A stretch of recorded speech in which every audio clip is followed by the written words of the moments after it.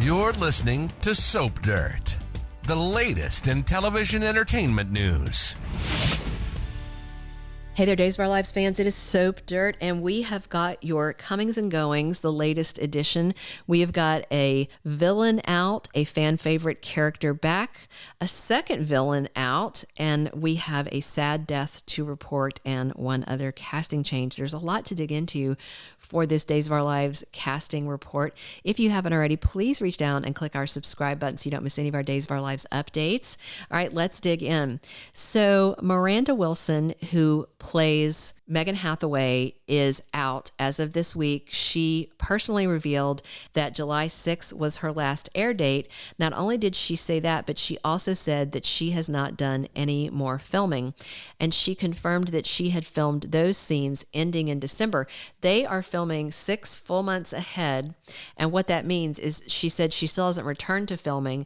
And so that means she won't be seen for the next 6 months because of how their filming schedule works. So do not expect to see Megan back through the end of 2023. If she starts filming again soon, those would be scenes that would show up in 2024.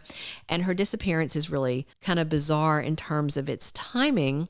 She is shot this week by Harris Michaels, the guy she had brainwashed to shoot Stefan, but Megan catches the bullet instead. However, I don't think she's going out in a body bag because that shooting looks to happen on July 3rd, and then she is not out of the show until July 6th. And on July 6th, there are scenes where she's talking to her son, Dimitri, asking him about the progress that he has made with getting engaged to Gwen. So that it doesn't sound like she's dead unless she talks to him about it and then slips into a coma. So maybe they are going to send her off to prison. Maybe she will slip into a coma. Maybe she's going to, Statesville, Bayview. I don't know. We'll have to wait and see. But she could run off. I mean, evil does live to be evil another day. All right. The fan favorite character returning is Sal Stowers as Lani Price. Now, there was some talk. Some people had reported that she was completely out of prison. She's not. Her time in prison for killing her hideous biological father is not over. But she is out on compassionate leave because the dad she grew up always thinking was her dad, Abe Carver, is supposedly dead, and he has a funeral service coming this week, so she was let out of jail for that. And fortunately, it is also the overlap of her and Eli's anniversary because they got married on July 4th, and she will be able to celebrate that with him, but then she is going to have to go back to prison.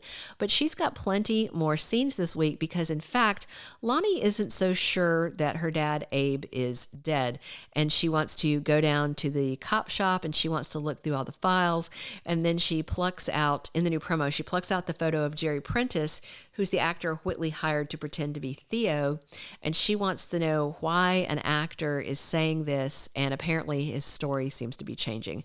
So it looks like that Lani is going to crack the case and Abe is going to be found sooner rather than later. The other villain exit for the week is Jasper Newman is out as Colin Bedford. Of course, that's Sloane Peterson's brother. He is facing a litany of charges, and he refused to work on any kind of plea deal or anything. So his sister Sloane's hands were tied as his lawyer. So I imagine that he is going to be off to Statesville. In fact, we've already seen his last episode. Reportedly, June 29th was his last day. So I don't know if that means that Sloane isn't going to be seeing him at prison or he's going to be sent to a prison farther away like Lani was. We will have to wait and see. All right, we have 2 other things to talk about real quick. Soon we'll be seeing the last of Jerry Prentice, who is the actor who's pretending to be Theo. He's being played by Terrell Ransom Jr., which, if he looks familiar to you, that's because he played young Theo Carver before they did a Saurus recast, soap opera rapid aging syndrome, if you don't know the word. He played Theo from 2008 to 2015, and then they aged him up, and then they had another actor in the role, and then finally Cameron Johnson landed in the role where he remains now. But Jerry Prentice won't be around too much longer. He should exit a little before crazy Whitley King does. Kim Cole's tenure on the soap won't be that long. Once she is busted and Abe is rescued, I expect we'll say goodbye to her as well. All right, we have one last piece of sad news for you. We have a Days of Our Lives actor death to share with you.